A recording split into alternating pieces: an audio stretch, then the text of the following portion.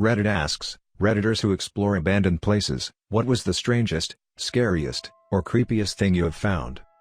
I hit Comtech, an abandoned high school on the outskirts of Philly, with my cousin. It was shut down in 2013 but half the classroom whiteboards mentioned homework due tomorrow. Tomorrow, meaning the school was running one day and immediately closed the next. I saw kids' notebooks, class schedules, and a CD with Comtech football versus Furnace coach tape on it. I've never watched it. I feel bad for the kids who did their homework. I am not a regular explorer, but I grew up in a small rural New England town and as a kid would always venture into the woods and find neat old things. My dad noticed that I was really interested in exploring and finding old things near our land, so one day asked if I wanted to go see something that no one else he knew had known about. I jumped at the chance and we drove off into the mountains and parked on the side of the road. We got out and walked into the woods for what felt like 45 minutes and we came across this really small cemetery. There had to be 10 or so stones and you couldn't really make out anything on them, but a couple of them that read something like 1802 to 1803 and 1803 to 1805.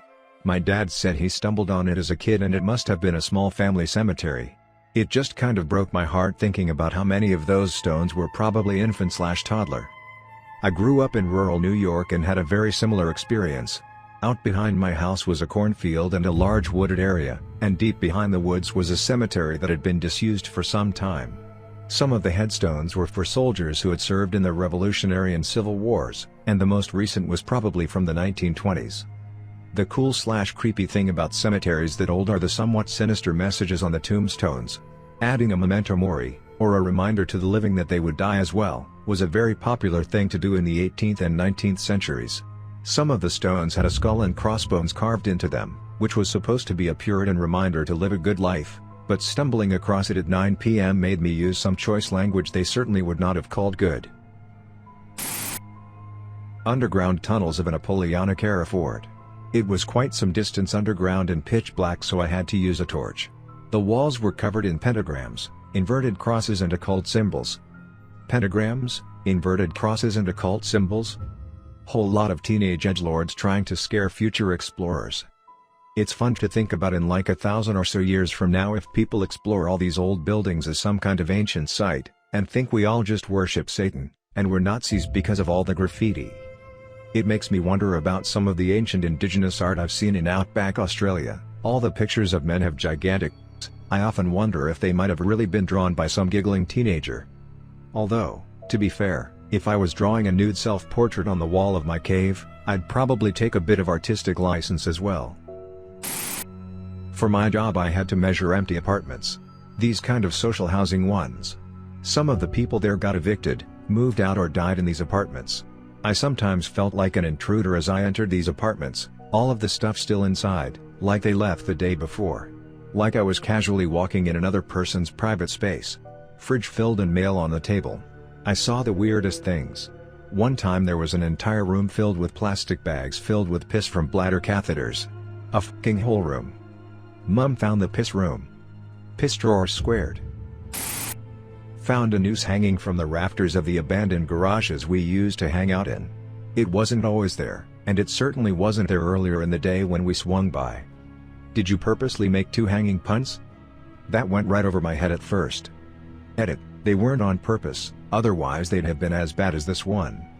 Oh come on. So I grew up in a relatively rural part of upstate New York.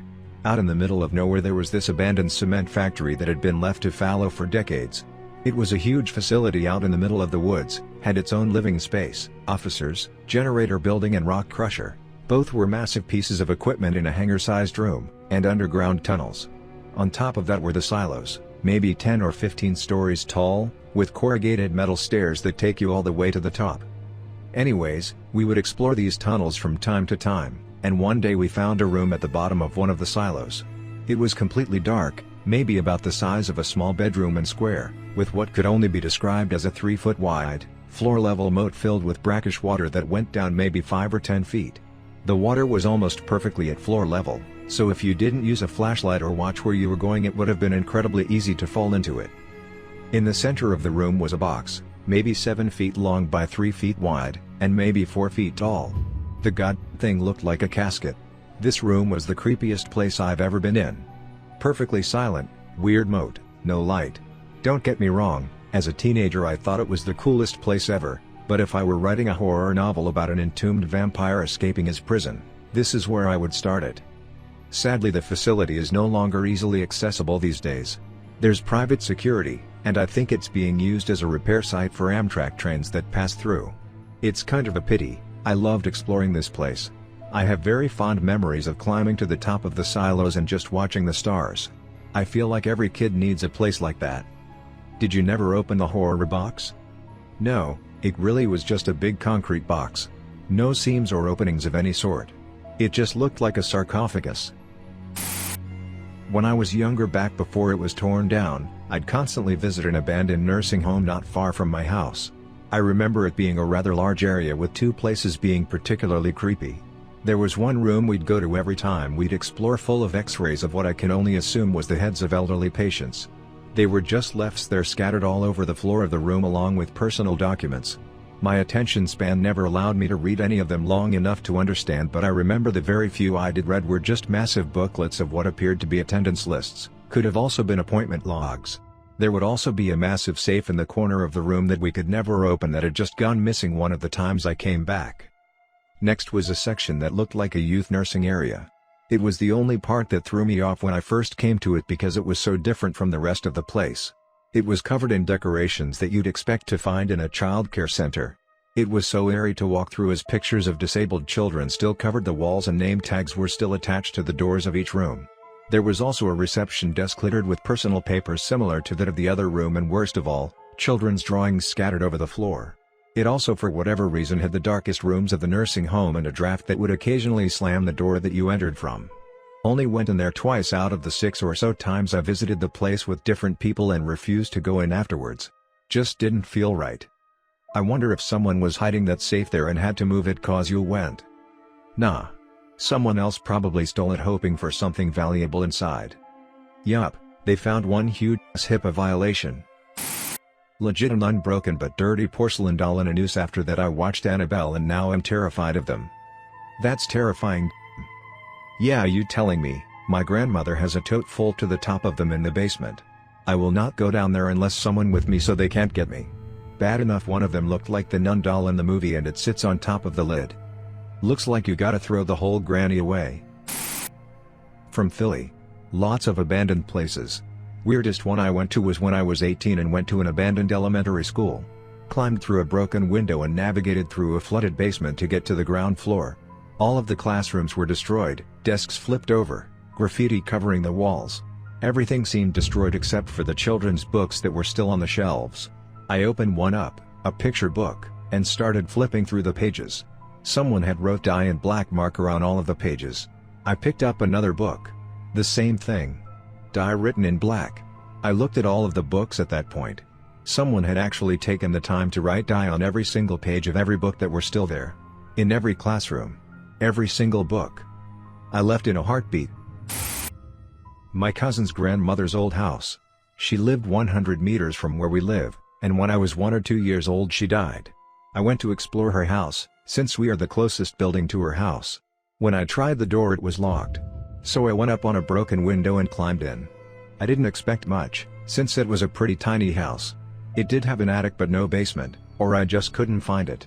So I started looking some places up, her bedroom, living room and such. I found some kind of closet or something like that. It was pretty big for a closet, but I opened the door and I got scared as f***. There was some kind of mannequin. It had a dress on. Black, like something you would wear in a funeral. I just decided to leave after that. Mannequins in unexpected places can really be one hell of a jump scare. Imagine coming across a car accident and finding a mannequin in the driver's seat. A friend led several of us through the woods to an abandoned house. Besides the overgrown yard, everything looked normal, and I was concerned the home wasn't actually abandoned. Upon entering through the unlocked front door, everything seemed normal. There was furniture, decorations, closets full of clothes, a record player, everything you would expect to find in a home, although it was a bit dated. The refrigerator was full, but the power to the house had been long shut off. I went to pick up an egg from the fridge and it crumbled to dust in my hand. There was some sort of roast in the oven, but again, it had been there for many years. We went to the barn behind the house, but the only thing we found there was the carcass of 2 dogs.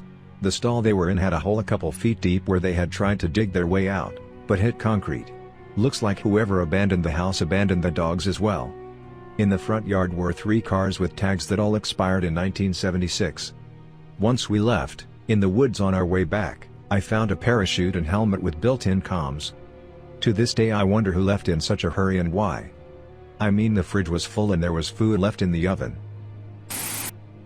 That's all for this video. You made it to the end. If you enjoyed the video, please consider subscribing so you know when the next videos are released. Thanks for watching, have a good one.